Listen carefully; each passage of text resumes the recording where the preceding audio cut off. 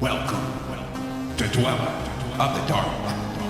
We are wicked wizards demanding the resurrection of the yellowed and blackened bones of forgotten masters of horror, science fiction, fantasy, and beyond. Subscribe, comment, like, or I'll send the vampire Helen to rip your heart out.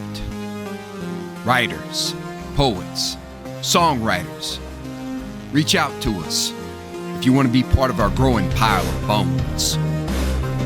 Writing, ghostwriting services on Upwork and Fiverr. We've had a 98% successful completion rate for projects. Contact links below. Children of horror, legion of ghouls. The season of Halloween has arrived. Each night, we will present a tale, song, or poem in the ghoulish spirit of the season. For day 3, we present Robert A.W. Lowndes' haunting Clarissa. Devilishly devoted to horror and Halloween. May your souls always be. Clarissa by Robert A.W. Lowndes. We called ourselves the Gourmets, and there were 7 of us until Clarissa made us 8. It was Paul Lamarck who introduced her to us as a special guest at one of our feasts. Where he found her, I shall never know in this life. It was Paul's turn that night, and his right to have one outside guest if he chose. The rules of our society were simple and to the point. Once a month, we would assemble for a feast, and all the details were assigned by rotation. The time, the place, the menu, everything was at the dictates of that month's master. Paul Lamarck always chose his own estate as the place, although there was no telling in advance what part of it would be the banquet hall this time. Arthur Vernet alternated between his apartment and various exclusive dining clubs. I was confined to the latter, as I have no culinary skill of my own, although I have made suggestions at times which chefs have admired. We all loved Clarissa, but she chose Paul, and none of us could imagine why. The two became one, though so far as the flesh is concerned, the proportions were something like 3 to 1. Paul Lamarck is a fantastic figure. Thereafter, they collaborated when either's turn came, although one was in charge. From time to time, one or more of us might have to miss a feast, and I was forced to apply for indefinite leave of absence when my business took me out of the country for some time. This was about a year after Paul and Clarissa were married, and we hadn't entirely recovered from our astonishment that it had happened, or that it had lasted so long. When I returned, Vernet told me that Clarissa was gone, and that Paul would serve the upcoming feast alone. The break had taken place between the present and the previous feast. No one knew any details, and no one asked. We gathered in the stone summer house by candlelight and tried to pretend that it was all as it had been before Clarissa first made her entrance. I think I was closer to Lamarck than any of the others of the original group, and he asked me to stay and tell him about Peruvian dishes. It was understood that we'd investigate possibilities wherever we went, but we both knew that there was more he wanted to talk about. Everyone else ignored the subtle differences as well as the overt ones. In former times, Lamarck would have had all the dishes removed before the cigars were passed around. We sat there alone in the summer night, in the wavering candlelight, which made him a grotesque figure, the embodiment of the sensual Buddha. Look at a photograph of it sometime and remember the original Siddharthic teachings. You'll see then the dichotomy we all saw in Paul. I thought of this as I listened to his voice rebounding along the walls. It isn't hard to understand why the church made gluttony one of the deadly sins. Look at me, Kent. What am I?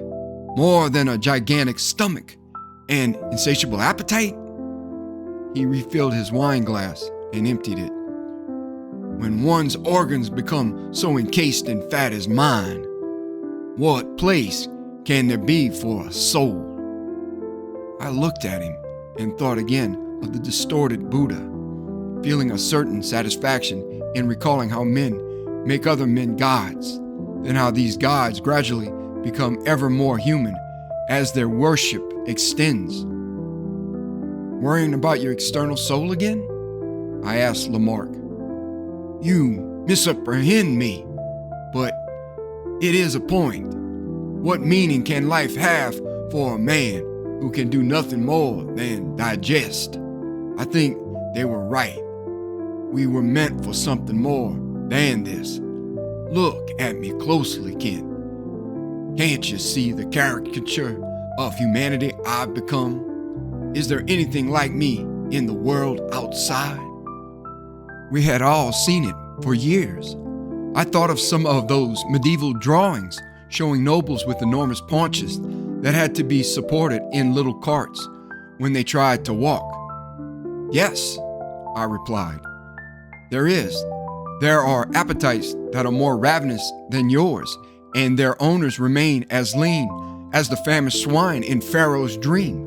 Your glands function in such a way that your gluttony shows, which your case is harmless by comparison. The wine was good, though I wondered if Paul was tasting it now. I shrugged. Perhaps you are right, I continued. But what of it? It may mean a few years trimmed off what would be your life expectancy otherwise. Does that really matter, Lamarck? My eyes wandered over to the spot where Clarissa would have been had she been with us tonight. Does it matter? I repeated. When you've lived as you wanted to? He had been leaning forward. Now he sank back into the depths of his chair, his huge head shaking to and fro. I haven't. I looked at the great covered silver platter which contained remnants of tonight's feast, the finest that Paul had yet provided. Lucullus might have arranged for better, I told him, but I doubted it. And there you have it, Paul, I said.